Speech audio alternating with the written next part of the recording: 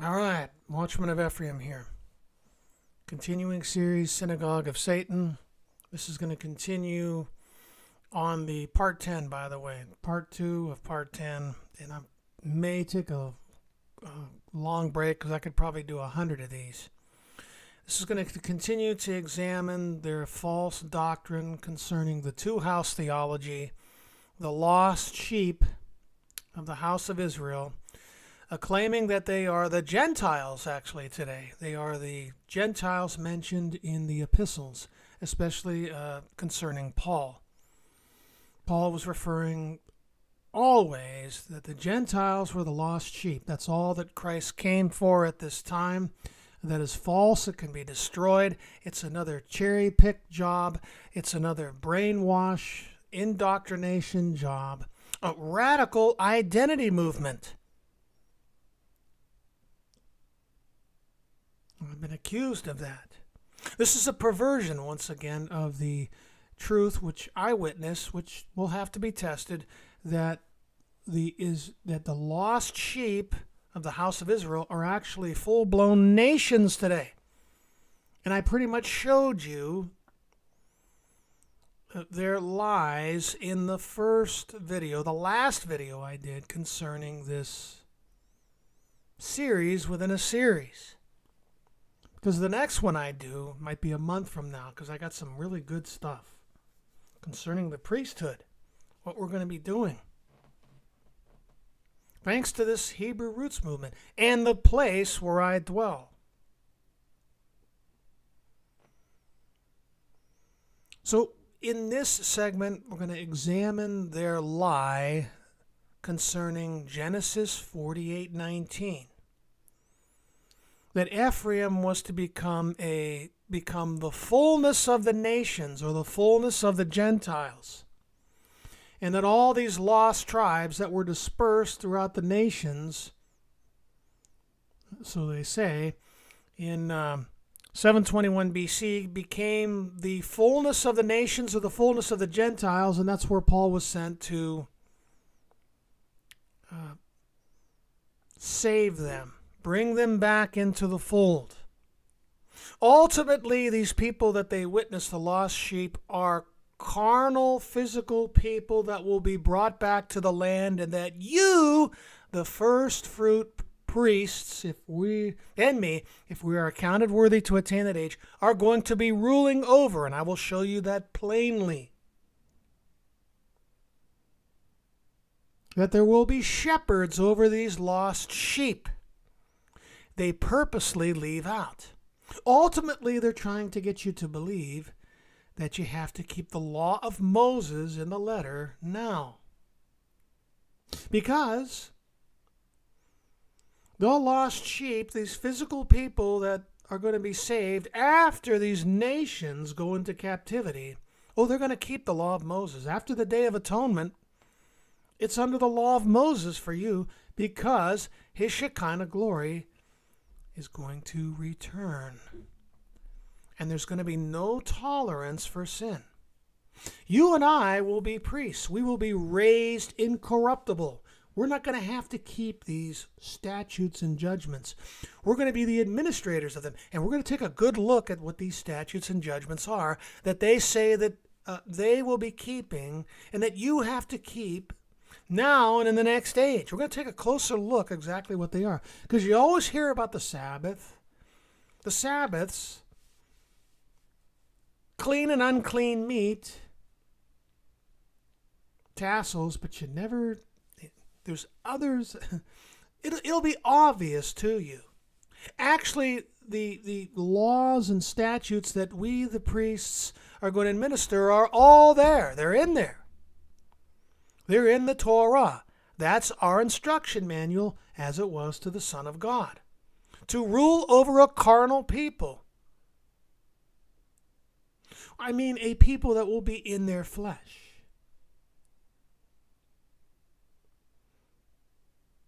Okay. Once again, what has been given to us, the priests, in this age, through grace, not going to be given to the next age. Like people, like priest. What's coming in the next stage is what's called in the Torah the common people. All right, let's get rid of this. So Messiah answered and said, Matthew 15:24, but he answered and said, I was not sent except to the lost sheep of the house of Israel. Very true. He went to the Jew first, and when they rejected him, he went to the Gentiles. And these lost sheep were mixed in with the Jews, like Anna being from the tribe of Asher, Paul himself being from the tribe of Benjamin.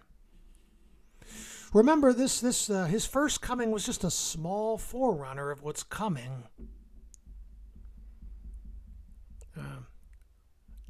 In the last days. Oh, we are going to go over the cities of Israel, which they never mention either. Matthew 10, verse 23.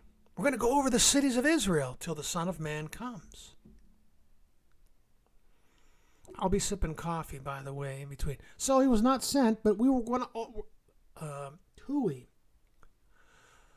I'm also going to show you from the Gospels that Messiah planned on going to the Gentiles and the epistles. That will be in the next video. We're going to examine Genesis 48:19, which they say brought forth Romans 11, verse 25. Let me get a sip of coffee here. Let me exit out of that. Specifically, Genesis 48:19. But his father refused and said, I know, my son, I know. He also shall become a people, and he also shall be great. But truly his younger brother shall be greater than he, and his descendants, I get way ahead of myself. His descendants shall become a multitude of nations, or as they translate I forget exactly the. Well, I'll go to the video here. Become the fullness of the nations, or the fullness of the Gentiles. Nations here being goyim. Okay, we'll get their explanation here in a couple of minutes. They claim that Paul was said this concerning Genesis 48:19. For I do not desire, brethren, that you should be ignorant of this mystery, lest you should be wise in your own opinion, that blindness in part has happened unto Israel until the fullness of the Gentiles has come in. So they claim that Paul is pulling this from Genesis 48:19, that Ephraim and all the lost tribes under Ephraim became the fullness of the nations. In other words, after 721 BC, they were scattered into all the nations. And now in these last days, they're waking up and they're keeping Torah. And God is going to bring them back to the land, circumcise their hearts. That should give it away right now. False doctrine. Your heart should already be circumcised. But when you're in the false paradigm that you have two choices, the letter of the law or Orthodox Christianity, whatever they say has to be true, because obviously Orthodox pagan Christianity is false, and it is. But the problem is it didn't exist in the first century. Their paradigm is false. So they were dispersed in all the nations, and now they're waking up, and now they're keeping Torah. But their witness is very evil concerning Torah, for they are witnessing, for the most part, the destruction of most of humanity in the second resurrection, in the lake of fire. But the Torah witnesses the exact opposite. They are blaspheming the Torah. That's why they are, Revelation 3:9, the synagogue of Satan, dressing like Jews, speaking like Jews, singing like Jews, wearing their tassels, wanting to be physical Hebrews. Orthodox Christianity wants nothing to do with being a physical Hebrew.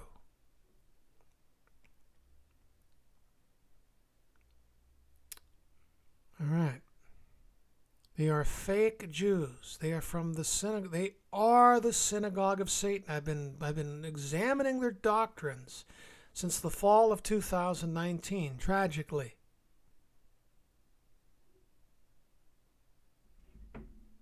Okay, let's go to the 119 ministry video and pick it up. I'm going to pick it up about the 10-minute mark. Forgive me if there's a little bit of lull in between what I want to get to.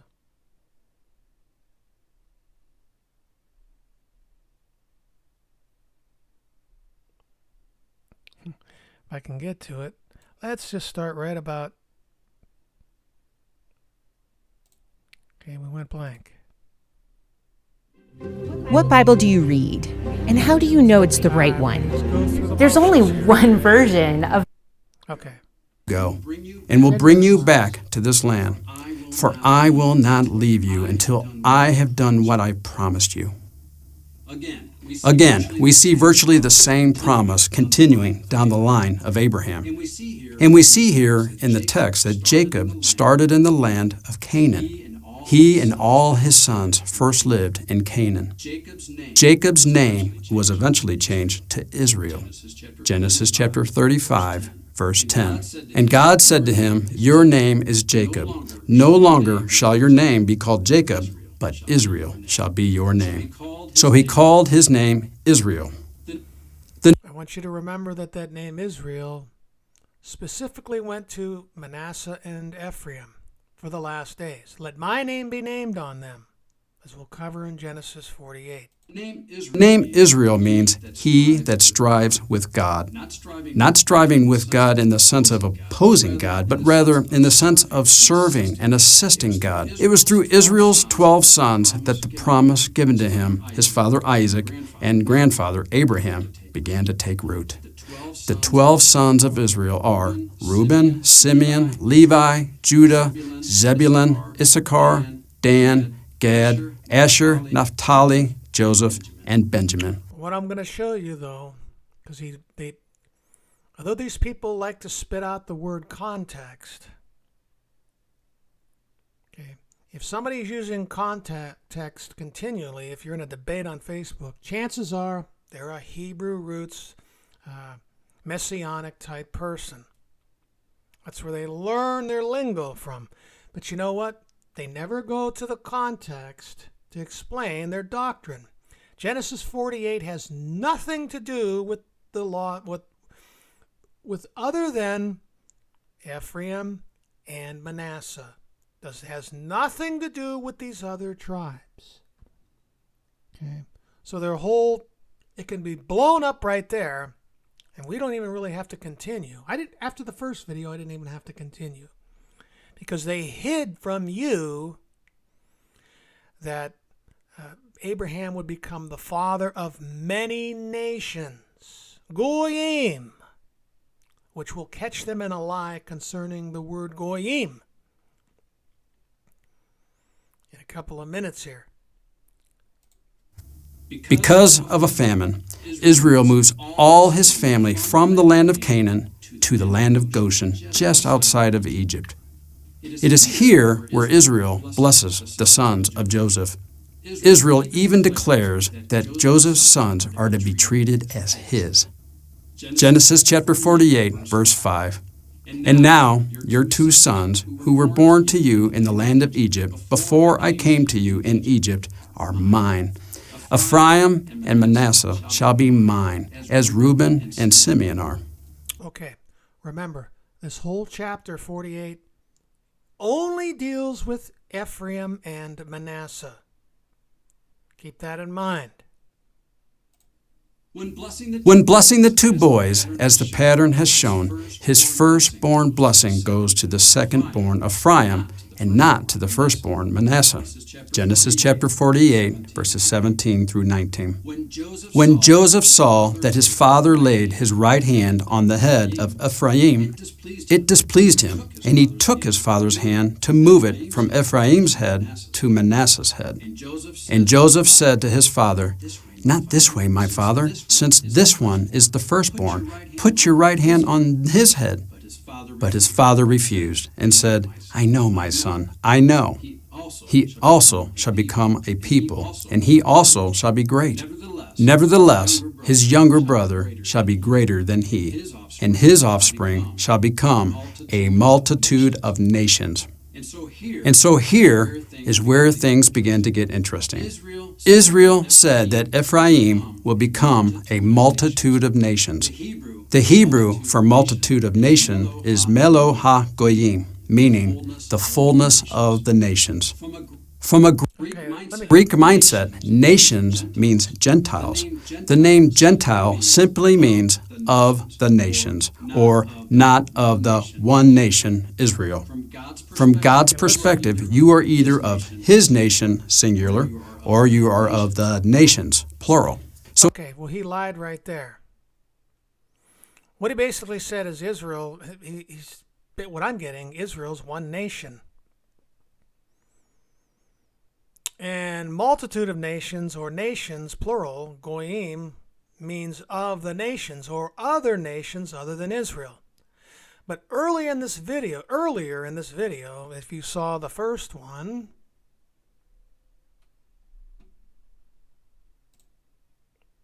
he referenced Genesis 35, 10, 11. And God said to him, "Your name is Jacob, your name shall not be called Jacob anymore, but Israel shall be your name." So he called his name Israel. Also God said to him, "I am God Almighty, be fruitful and multiply. A nation and a company of nations, Goy and Goyim, shall proceed from you, and kings shall come from your body."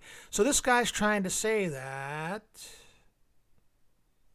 Ephraim became the fullness of the Gentiles. In other words, his doctrine is that the Israelites, were scattered once again into all the nations, and they became the fullness of the nations, that they multiplied exceedingly, that this was their blessing while they were in these foreign nations. We can catch them in a lie, too, when they come to talk about the curses. Because when he starts talking about the curses, that'll be a video down the road. God says, "You will become few in number." All right, so there's all kind of contradictions you can bust these people on. But if you're coming out of Orthodox Christianity and the like, keeping the pagan holidays, Christian holidays, which didn't exist in the first century,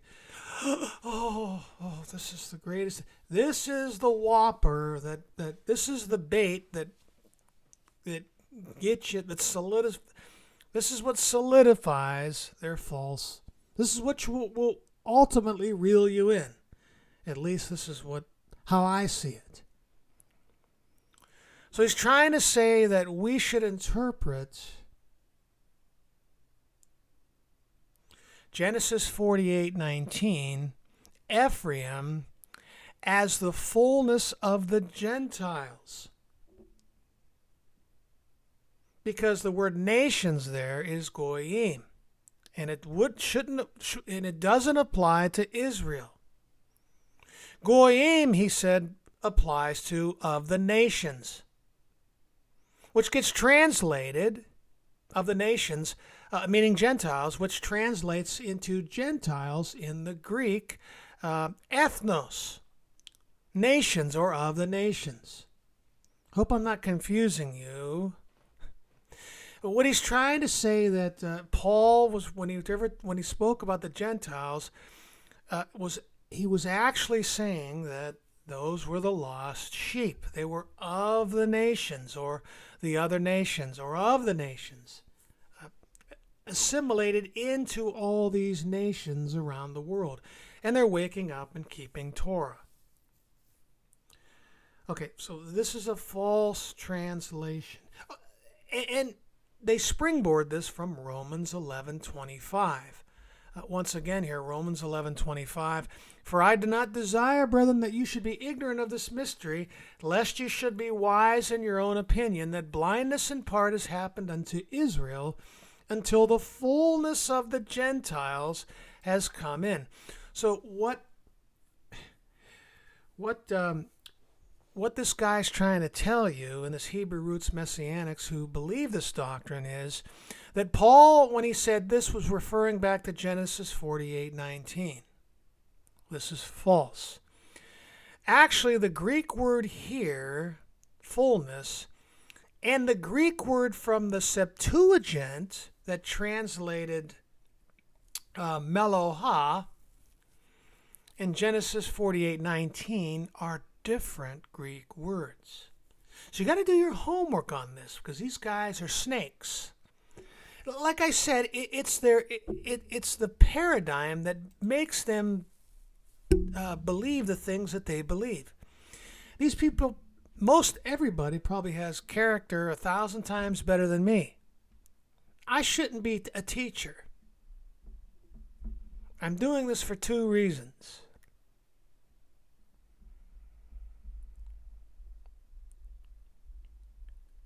But because they're trapped in the false paradigm, they become liars. So first of all, we want to examine, let me go, we're going to, oh boy, hope I didn't do something wrong here. Let's just go to Genesis 48. Okay, let's just, first of all, what he's trying to do, what he's trying to say to you. You know what? Let me just have him finish this out.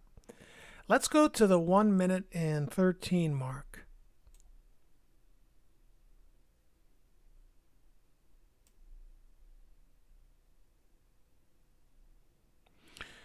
We'll see where he'll try to connect Genesis 48:19 and Romans 11:25. Come on.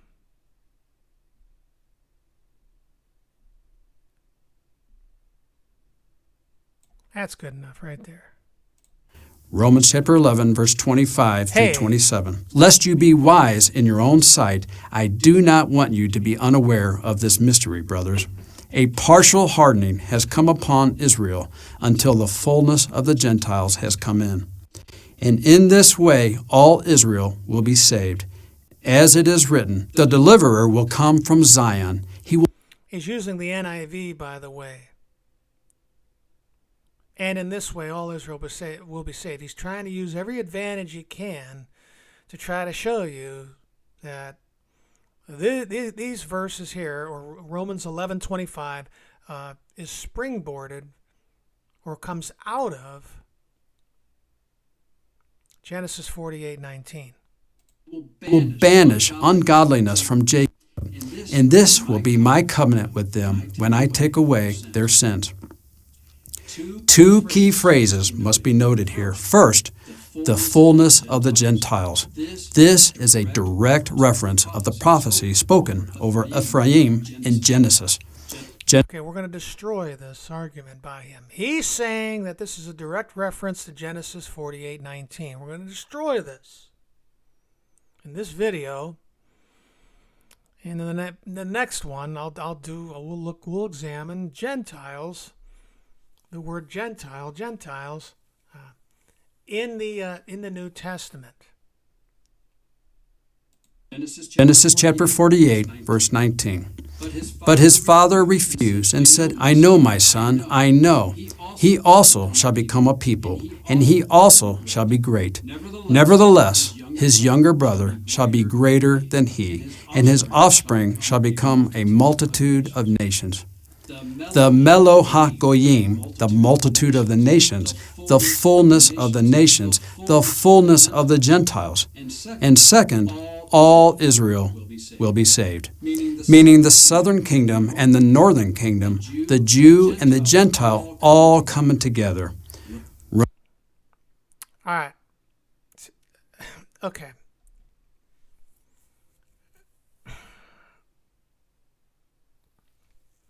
All right. I lost my train of thought. Let me have him finish it out. Romans chapter 11, verse 26. And in this way all Israel will be saved, as it is written. All right. Probably the better translation is let me just go to this real quick here.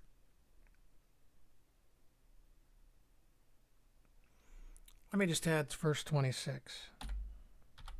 I tend to freeze up.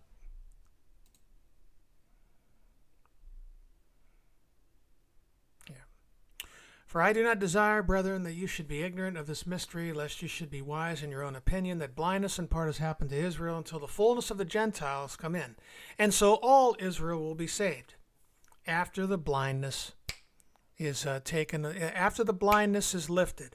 Okay, I'm going to go back now. He's just trying to use whatever advantage he can, whatever version, translation he can to try to sell you his false doctrine. So what he's trying to tell you is, once again, that all these tribes went under the name of Ephraim and were scattered into all the nations. Once again, so they're going by Ephraim. All the tribes went under Ephraim and are scattered into the nations. Okay, and they became the fullness of the nations. Okay. Let's just go back to Genesis 48:19.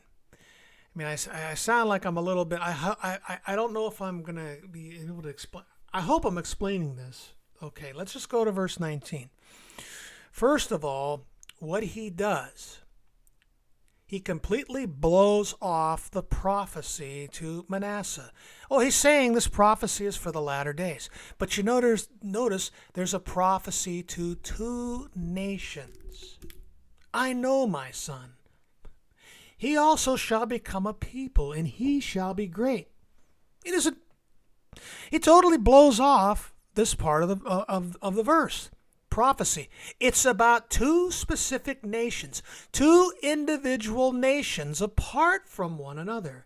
But truly his younger brother shall be greater than he, and his descendants shall become a multitude of nations. His seed shall become a multitude of nations. Fullness of the Gentiles here is not the proper translation, like he's trying to brainwash you. Number one, in his argument, he totally ignores Manasseh and his blessing for the latter days. Number two, this chapter has nothing to do concerning blessings in the latter days or multitude of nations, though all the tribes, has nothing to do with any other tribe of Israel other than Manasseh and Ephraim. Let's look at the chapter. Now it came to pass, at which he doesn't, once again, context, throwing it right back at him. Now it came to pass after these things that Joseph was told, indeed your father is sick. And he took with him his two sons Manasseh and Ephraim. And Jacob was told, look, your son Joseph is coming to you. And Israel strengthened himself and sat up on the bed. Then Jacob said to Joseph, God Almighty appeared to me at Luz in the land of Canaan and blessed me, and said to me, behold, I will make you fruitful and multiply you, and I will make of you a multitude of people and give this land to your descendants after you as an everlasting possession. Okay, that includes all the tribes right there. From verse 1 to verse 5. I'll give you that. Multiplying the descendants, giving them the land. Verse 6, your offspring, whom you beget after them, shall be yours. They will be called by the name of their brothers and their inheritance, in their inheritance. So he's going to make a division here concerning the tribes.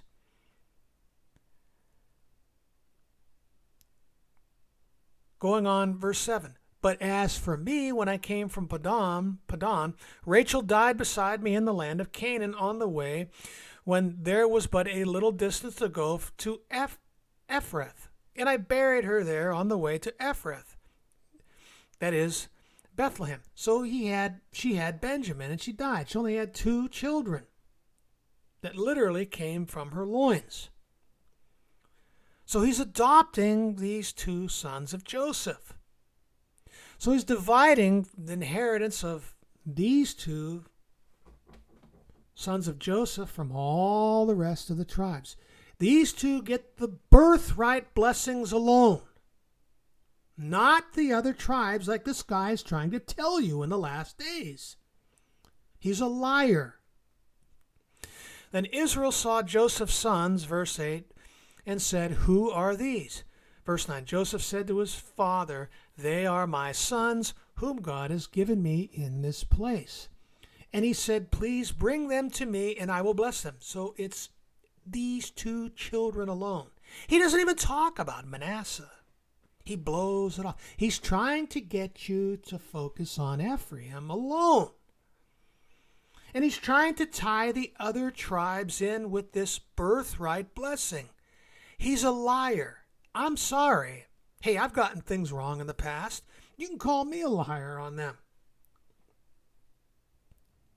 I don't care. This guy's lying. What he's telling you is not true.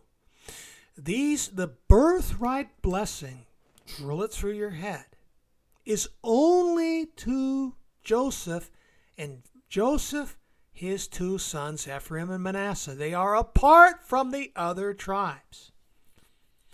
Now, as I've said many times before,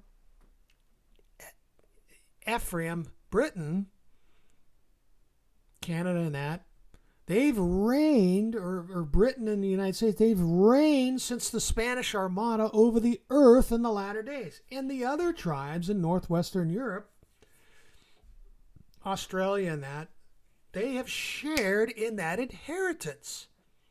These 2 nations inherited the earth in the last days. And the other tribes, they've shared in the inheritance, just like we're going to share in Messiah's inheritance.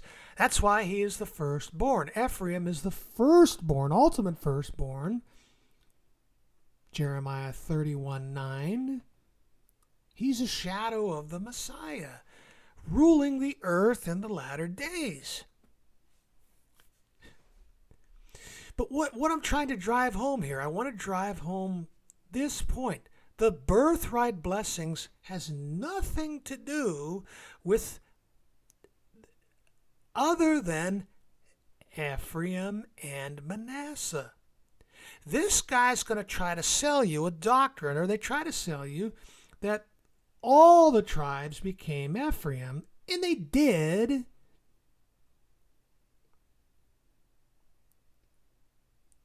They were under Ephraim, but to Ephraim and Manasseh alone went the birthright blessings. So this blessing in Genesis 48:19 is specifically to Ephraim alone, apart from the other tribes. And you also have Manasseh. It's to Manasseh and Ephraim. He totally ignores Manasseh. He too shall be a people, and he too shall be great. But truly his younger brother shall be greater than he. Now I've asked these people, 119 Ministries on Facebook, what about Manasseh? The blessing is to 2 tribes in the latter days, not just one. One was to be a great people, Great Britain, and the other one was to be even greater, a multitude of nations. Before the Civil War, the United States was known as these United States. E pluribus unum, out of many, one. All right, these United States, they were known as, they were commonwealths. They were like countries that banded together for a common purpose. So the blessing is to two specific nations. One would become a multitude. And I'm going to show you. The majority of the translations of Genesis 48:19 reads multitude of nations. And there's a reason why. And I'm going to read an article to you, 34 minutes. Oh boy, this is going to be over an hour. But I want to make sure that I'm explaining this right because I just feel uncomfortable. This could be Greek. I mean, unless you're in this fake movement, what I'm saying could be Greek. They're trying to pawn off the Gentiles when Paul refers to the Gentiles in the epistles as the lost sheep. And I'm not saying there were probably lots of the lost sheep amongst these Gentiles. But the gospel went to the Gentiles, non-Israelites, as I'll show you. This video could take an hour and a half. But these people need to be called out. They cherry pick, number one. They'll tell you the whole story. This whole doctrine is it's bad. It's real bad. It destroys the whole operation of God. As does their whole movement. It destroys humanity, is what it does. So this whole chapter basically deals with the birthright blessing specifically to Ephraim and Manasseh. Verse 9, Joseph said to his father, then Israel saw Joseph's sons and said, who are these? Joseph said to his father, they are my sons whom God has given me in this place. And he said, please bring them to me, and I will bless them. Now the eyes of Israel were dim with age, so that he could not see. Then Joseph brought them near him, and he kissed them and embraced them. And Israel said to Joseph, I had not thought to see your face, but in fact, God has also shown me your offspring, specifically the two sons. Verse 12, so Joseph brought them from beside his knees, and he bowed down with his face to the earth. And Joseph took both Ephraim with his right hand toward Israel's left hand, and Manasseh with his left hand toward Israel's right hand, and brought them near him. Then Israel stretched out his right hand and laid it on Ephraim's head, who was the younger, and his left hand on Manasseh's head, guiding his hand knowingly, for Manasseh was the firstborn. Once again, who's the younger brother out of the two? Great Britain became the great nation, and her handful of Commonwealth countries. Let me get another sip of coffee here. Who has the greater power? Had the greater power. We're the only nation that could have conquered the earth after World War II. We inherited the world. We inherited Egypt, as Joseph did. So going back here. And he blessed Joseph and said, now he blessed Joseph. Now, not the other tribes. Get it out of your head. God before whom my fathers Abraham and Isaac walked, the God who has fed me all my life long to this day, the angel who has redeemed me from all evil. Notice, bless the lads. He never goes into this chapter. This lost sheep video and all these people that proclaim this, you could watch their videos. They never get around this, and they never get around to the next chapter, which gives blessings in the latter days individual to these individual tribes. They're not scattered.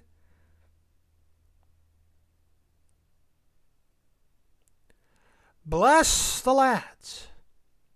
Let my name be named upon them, and the name of my fathers Abraham and Isaac. We get the specific blessings. That's why we're going to get it. We got it all. We trampled on God. Bless the lads. Not bless all the tribes. Bless the two lads. And let them, now listen, and let them, the two lads, grow into a multitude in the midst of the earth. Not the other tribes. This is apart from the other tribes. This guy's, he's a con artist. But his doctrine, he's probably got better character than me. I didn't want to be a teacher. After 2016, actually. But after I came on the Facebook, well, something happened. This was against my will. Especially from the winter of 2018 on, or the spring. If you've been around, the knowledge of this, especially of the restitution of all things, began to skyrocket.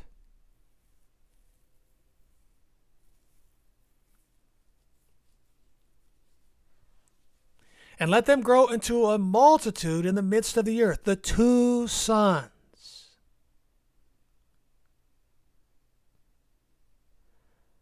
Apart from, so get that in your mind. Let that sink down into your mind. This has nothing to do with the other tribes. This guy's a con artist. He's conning you. But he's got to believe in this doctrine because the only other alternative to him is Orthodox Christianity. Although we're not under the letter of the law, we are going to be the administrators of the law.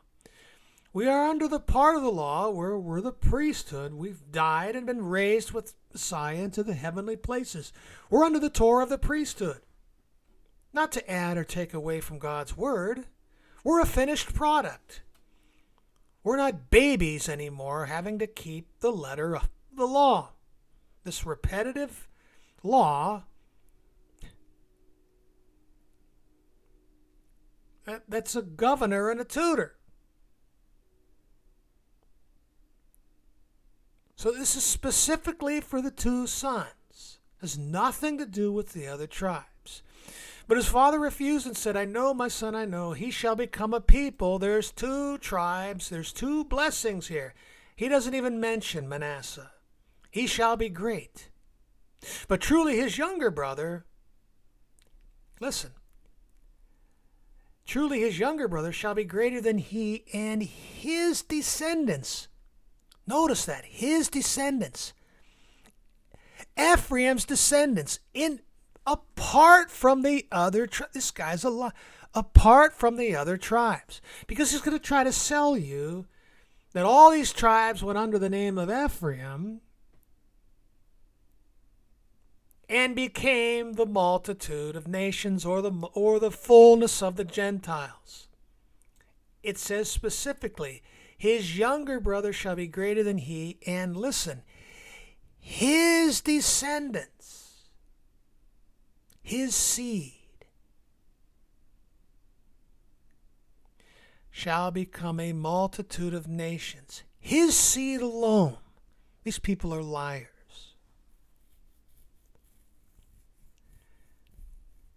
You know, I should just make this in an individual video because it's so important.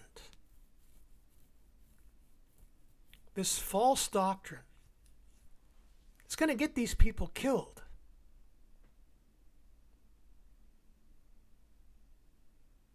And he blessed them that day. By you Israel will bless, saying, may God make you as Ephraim and Manasseh. And thus he set Ephraim before Manasseh. These blessings are apart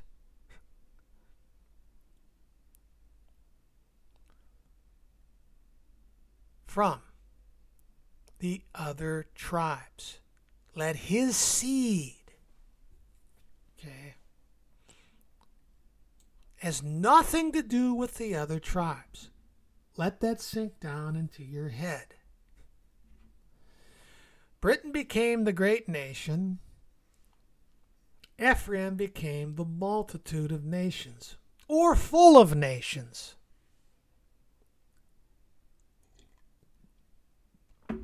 Okay.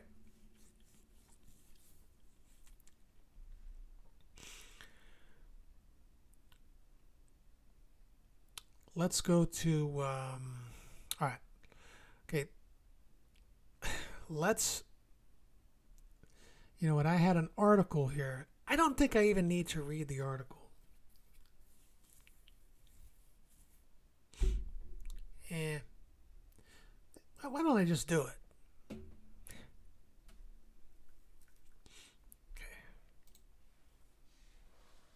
let me just type this in. I had it up here and I okay.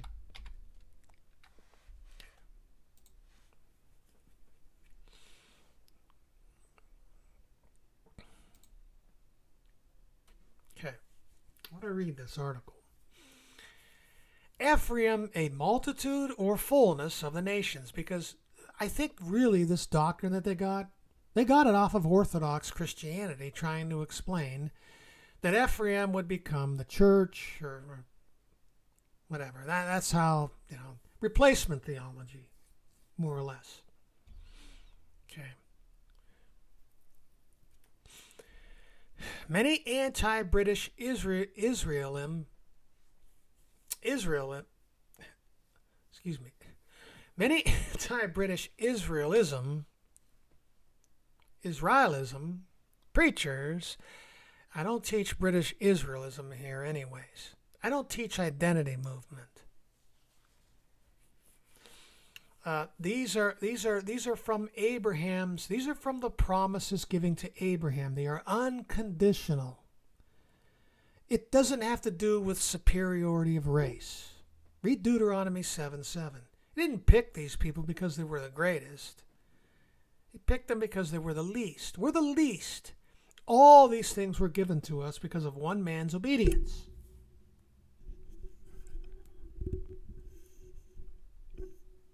Okay. These preachers say that Genesis 48:19, we could just plug in the Hebrew roots movement here.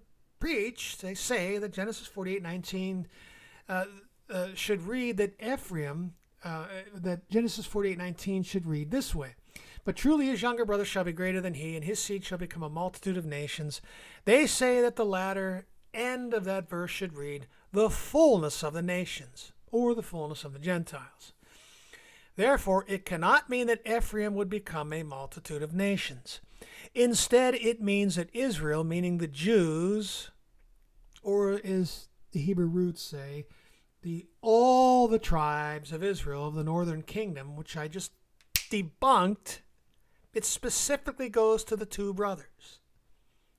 I don't really have to go on with this. I'll hang around and do it anyways for an in-depth, because I believe this channel's going to grow one day. It's just, like I said, I'm only doing this for two reasons. They believe that the Jews are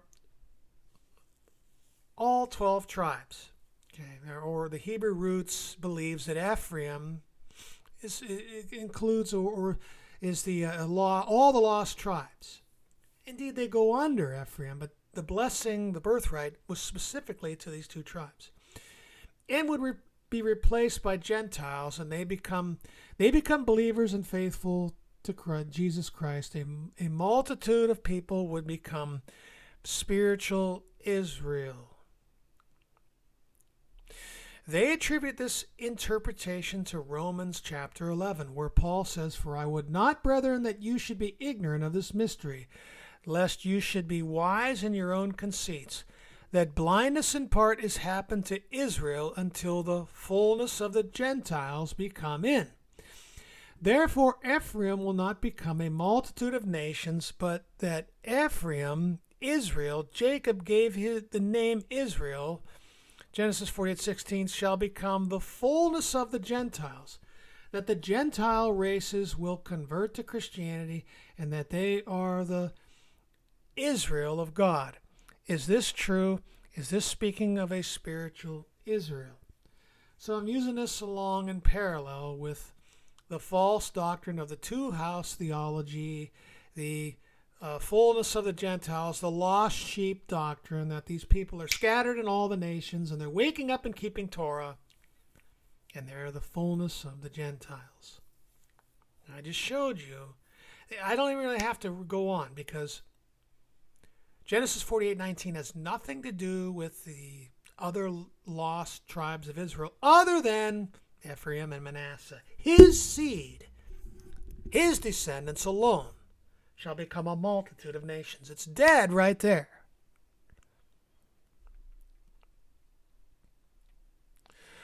All one has to do is read the passage as it is laid out for us. His seed, meaning descendants, Zerah, Okay. Shall become. There is nothing here indicating a spiritual Israel. Jacob was speaking to only two of the tribes of Israel. To only two of the tribes of Israel. So this guy got it right. It's talking about physical descendants here, not spiritual. His seed, his Zerah. This prophecy was specific to them and their seed. It's specific to the two tribes. It's good. It's good so far. So this totally debunks that the other tribes would be included under Ephraim, scattered in all the nations, and they're waking up and keeping Torah. It is speaking of their seed growing into a multitude in the midst of the earth, their seed alone. It is speaking about race, not grace. But they received all this stuff through grace, this race. Many say that the multitude of nations in this passage should read, and his seed will become the fullness of the nations. However, and that's in the Darby Tree of Life and Young's translation. However, the majority of translations have a multitude, many, family, or group of nations. Okay, so if you go to Bible Hub or you go to Bible Gateway and you pull up Genesis 48:19, look at all the translations. Most all will read multitude of nations, and there's a reason why. Okay. The Hebrew word for multitude in this passage is melo, Strong's 4393. It means fullness, literally or figuratively. All along, all that is, in, full, fullness, full, and here's multitude, emphasis added. This fullness that is in this passage does not mean, however, a completeness, as Paul says. This fullness means a large number of nations would come out of Ephraim, so a large number. Another passage in the Old Testament uses this very word, melo, and it's in Isaiah. For thus says Yahweh, has spoken unto me, like as the lion and the young lion roaring on his prey, when a multitude, melo, of shepherds is called forth against him. He will not be afraid of their voice, nor abase himself for the noise of them. So shall Yahweh of hosts come down to fight for Mount Zion, and for the hill thereof. Isaiah 30:1-4. It speaks of a multitude of shepherds. Notice it speaks of their voice and the noise of them. So this word means a large amount, or a multitude of shepherds. It would not make sense if this passage was translated a fullness of shepherds. So in other words, multitude is a proper translation of melo. This word in Genesis 48:19 in the Septuagint Greek, which was between 300 and 275 BC translated, and were on the scrolls in the days of Messiah, because Greek was the language of the Roman Empire.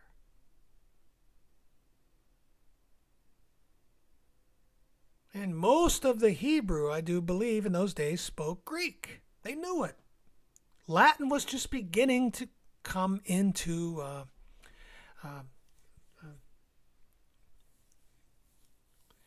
Latin was just beginning to be spoken of in the Roman Empire in the days of Jesus. It would replace Greek.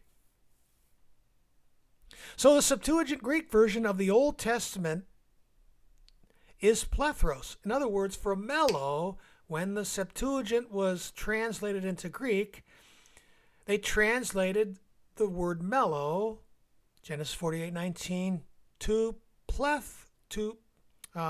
plethos. Let me just see if I got this I probably mispronounced that. Uh-oh. Bad news here. Okay. My computer is slowing down. It's right here. It might take a couple of seconds. Okay. Plethros, more proper translation. Sorry about that.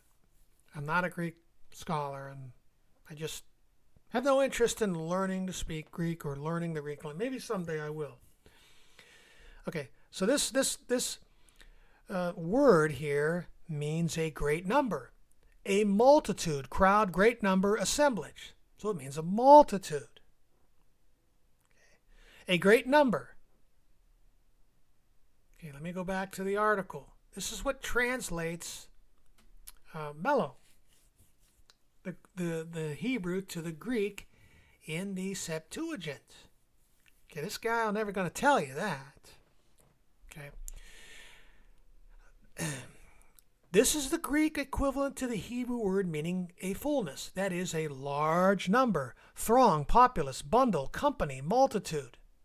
Strong's 41:28. I just showed you. The meaning of this fullness is completely different to the meaning in Paul's passage, which they're trying to say Paul pulled from Romans 11:25 from Genesis 48:19. The two Greek words are different. Okay? Completely different to the meaning in Paul's passage. Even today, one of the definitions of fullness means having a great deal or many, a book full of errors, providing an abundance, fullness, freedictionary.com. Ephraim's seed was to become many, full of nations. The Apostle Paul, however, says, until the fullness of the Gentiles be come in. Romans 11:25. This word is a different Greek word. The word is pleruma, meaning repletion or completion. That is what fills as content, supplement, copiousness, multitude, or objectively what is filled as container, performance, period, which is put in to fill up. Peace, in other words, until the completion of the Gentiles has come in.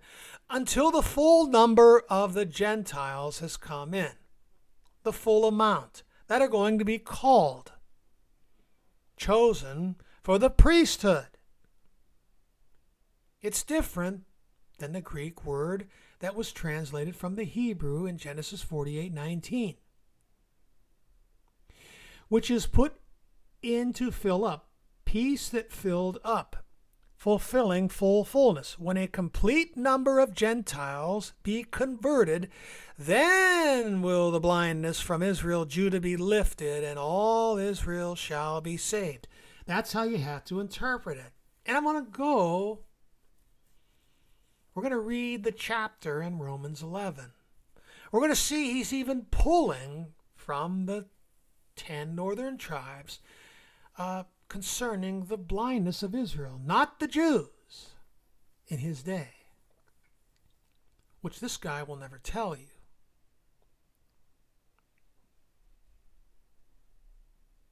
Okay? Genesis 35:48. Now, when one studies the context of Genesis 48, it is exactly the same as the birthright promise that God told Jacob he would become, as it says, and God said unto him, I am God Almighty, be fruitful and multiply. A nation and a company of nations shall be of thee, and kings shall come from thy loins. Genesis 35:11. Notice the parallels between Genesis 48 and 35. Jacob said, and let my name be named on them. God gave the name Israel to Jacob, and Jacob gave it to Ephraim and Manasseh, specifically. Genesis 35:10. And let them grow into a multitude in the midst of the earth. Verse 16, Genesis 48. God said to Jacob, be fruitful and multiply. Genesis 35:11. He, Manasseh, also shall become a people. Okay, this guy totally blows off the blessing to Manasseh. Doesn't even expound, doesn't even want you to know about it. He's purposely putting it on, sweeping it under the rug. Genesis 48:19 is about two blessings, not one. in the latter days. Two individual peoples that would become a multitude in the midst of the earth in the latter days. This guy only focuses on Manasseh. Again, I challenged 119 Ministries. No answer. He, Manasseh, also shall become a people, and he also shall be great. So where is he at? Where's this great people and a greater people in the last days? He's just only showing you one, and he's trying to stuff all the other tribes, including Manasseh, under him, scattered amongst the nations in the latter days. But truly his younger brother shall be greater than he, and his seed alone, shall become a multitude of nations. This guy never expounds on that. God told Jacob that out of him, meaning out of his descendants, shall be a nation and a company of nations. Well, I kind of differ on that a little bit. I believe Judah is the nation, but we'll let it slide. Manasseh was to become a people. Nation, Strong 5971. Okay. Ephraim's seed alone, listen to Ephraim's seed alone, apart from Manasseh, apart from the other tribes, was to become a multitude of nations, or full of nations, or a fullness of nations. All right, whatever. The context is clear, which this guy never expounds on. Once again, they fail in the context test. Although they'll throw it at you and anybody else, they love that word context. They're total failures when it comes to showing you what's before the verse and after the verse. They love to cherry pick and just show you verses. Like 1 John 5:3.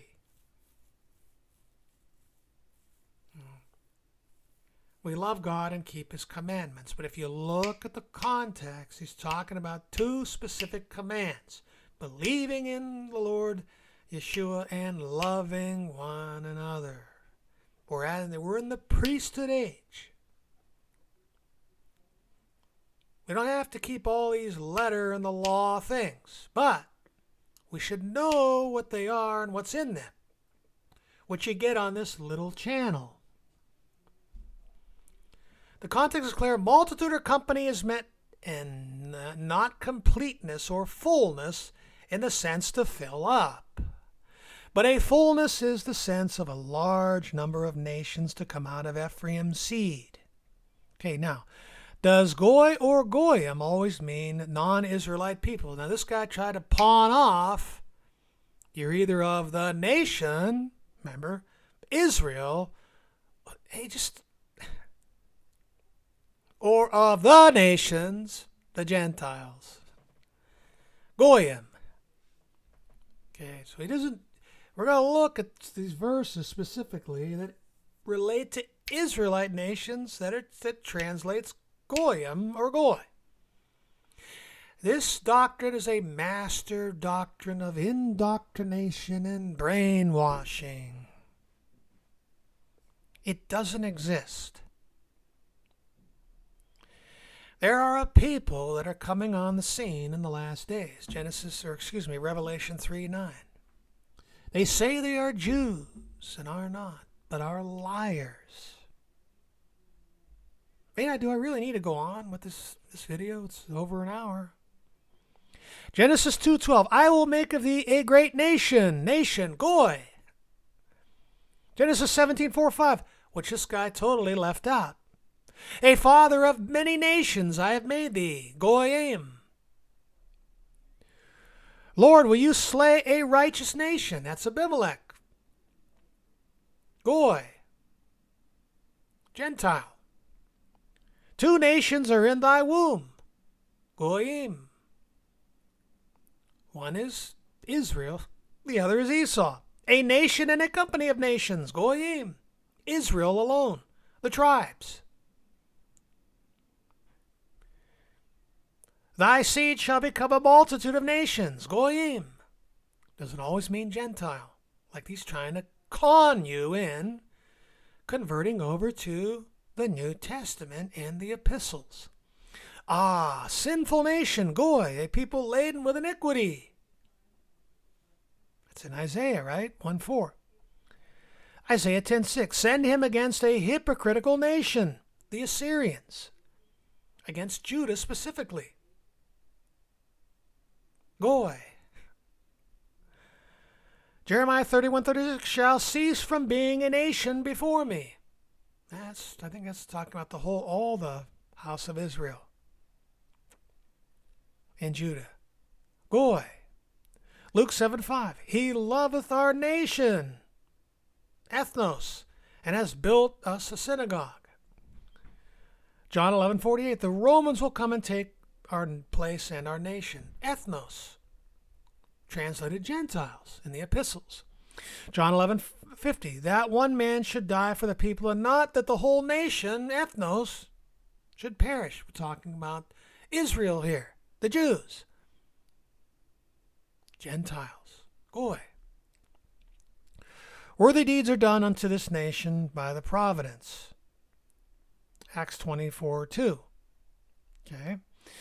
Acts 24:17. I came to bring alms to my nation. Okay. Ethnos.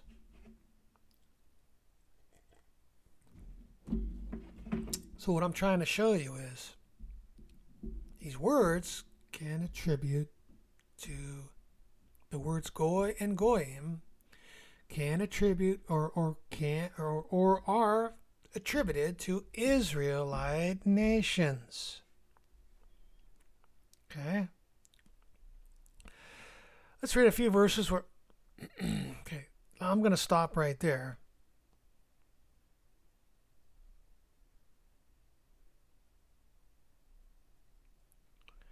And let me see if I need to go on a little bit here. Hold on.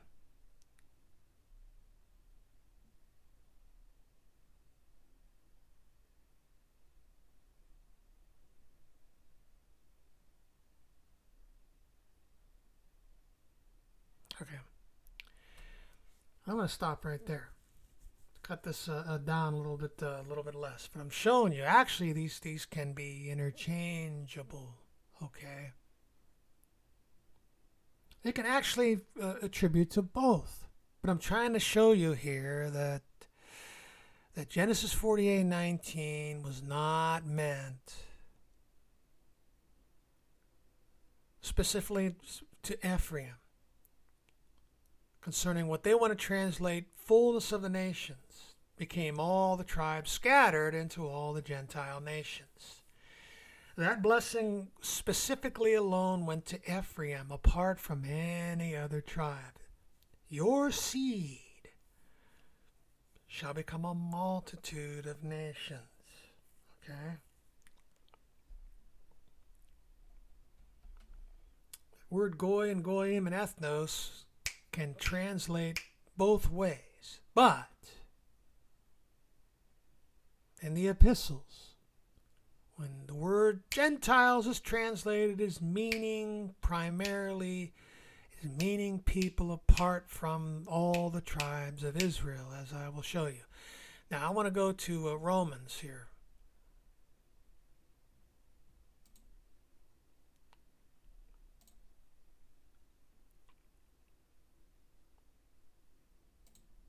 Come on. My computer's freezing up. I hope it doesn't affect this video. My computer's been freezing about this time every morning. I could be in trouble here. I'm in trouble.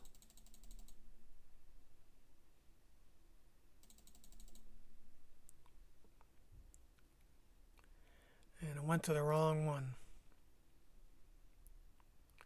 Just hang with me here. I may have to end this video. But I was going to read the context of, I wish I could sing to you, but my voice isn't that good.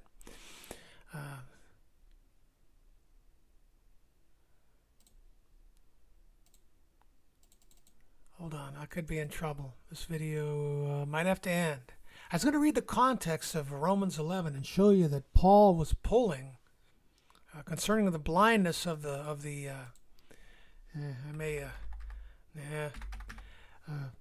he pulls up actually the house of Israel in the days of Elijah, concerning giving the example of the blindness in part to Israel. He's not even talking about the Jews here, so it can't be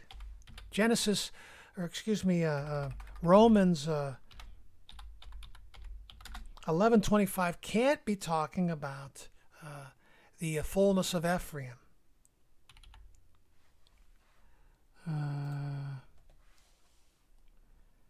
Yeah, I clicked it on. Let's see if how long it takes in the morning. Okay, all right. Okay, so Israel's rejection, not total. So who are we talking about when it comes to the blindness of Israel? Because this guy's trying to tell you that the Jews were blinded in part. There's a partial hardening concerning the Jews. And when the Gentiles come in, or Ephraim, all the tribes that are scattered amongst all the nations and became the fullness of the Gentiles, when they come in, then in this manner all Israel will be saved. So the Jew and the Gentile, which is the lost sheep, which is all the tribes. So we've just really debunked that. But what is he talking about when he talks about the blindness of Israel? Notice who he doesn't even pull up the Jews as an example here. I say then, has God cast away his people? Certainly not, for I also am an Israelite of the seed of Abraham, of the tribe of Benjamin. So there were all the 12 tribes were part of them were scattered in amongst the Jews, Judah, and you could read that in one instance in 2 Chronicles 11. God has not cast away his people, whom he foreknew. So you would obviously think that this here would be talking about Ephraim and all the tribes, casting them away, only to bring them back in 11:25, verse 11:25. Or do you not know what the scripture says of Elijah? Oh, Elijah, how he pleads with God against Israel, saying, Lord, they have killed your prophets and torn down your altars, and I alone am left, and they seek my life. But what does the divine response say to him? I have reserved for myself 7,000 men who have not bowed the knee to Baal. Even so then, at this present time, there is a remnant according to the election of grace. And if by grace, then it is no longer of works, otherwise grace is no longer grace. But if it is of works, it is no longer grace, otherwise work is no longer work. So who is he talking about here concerning Elijah and the blindness of Israel? Who was Elijah a prophet to? Judah or the northern tribes? He was a prophet to the northern tribes. What then? Israel has not obtained what it seeks, but the elect have obtained it, and the rest were blinded, just as it is written. So what's the context here? Judah, who's going to be reunited with the so-called lost sheep dispersed over all the nations in the latter days. He's talking about the 10. He's clearly identifying who Israel is, who will be united with the so-called Gentiles. That's the 10 northern tribes. What then? Israel has not obtained what it seeks. 10 northern tribes under Elijah. But the elect have obtained it, and the rest were blinded. Just as it is written, God has given them a spirit of stupor, even eyes that they should not see, and ears that they should not hear, to this very day. Okay, so who's this talking about? This is talking about the house of Israel and Judah. I think he's pulling from Isaiah chapter 6. Both houses. And David says, let their table become a snare and a trap, a stumbling block and a recompense. Let their eyes be darkened so that they do not see, and bow down their backs always. I forget what psalm that is from. That's both houses in David's day. They both existed. I say then, have they stumbled? The context is both houses of Israel.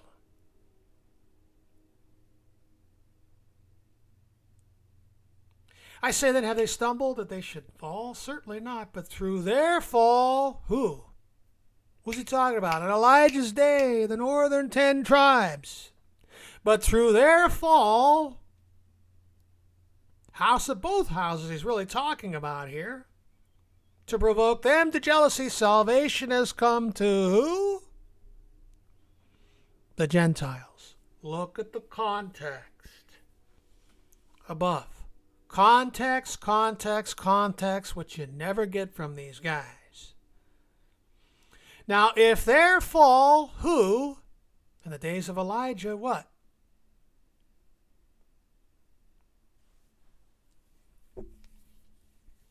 Except for a remnant. He's talking specifically about the 10 northern tribes, apart from Judah. Then when he brings David in and Isaiah, and he's talking about both houses, because they both existed in their day. These guys are liars. Okay, so now if their fall is riches for the world, and their failure riches for the Gentiles, how much more their fullness? Okay, so you can get the context. For I speak to you, Gentiles, insomuch as I am an apostle to the Gentiles. I'm not saying there weren't people. There were probably there were scattered in amongst these Gentiles those of the lost tribes of Israel, making their way to Europe, northwestern Europe, to Britain and the United States. But we see both houses blinded here.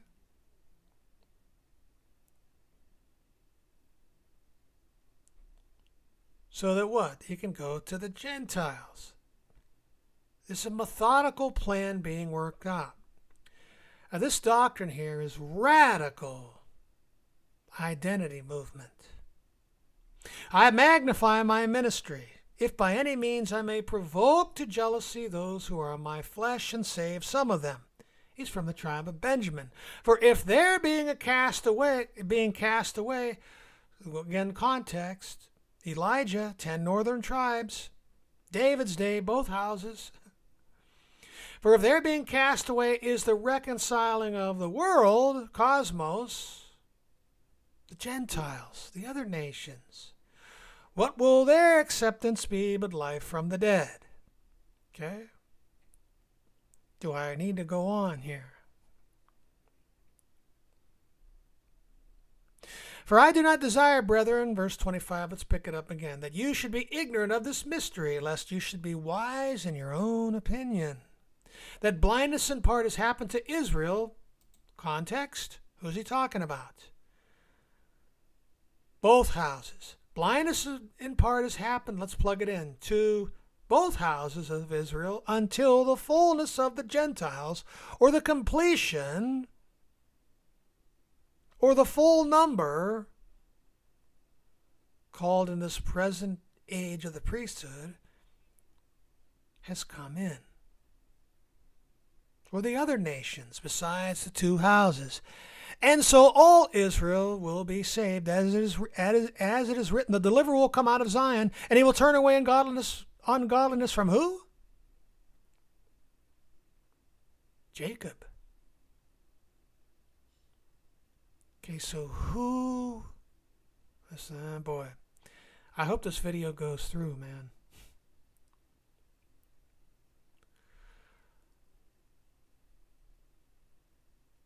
Who was given the name Jacob? Ephraim and Manasseh. Okay? Remember that. And he will turn away what? Ungodliness from who? Jacob. For this is my covenant with them when I take away their sins.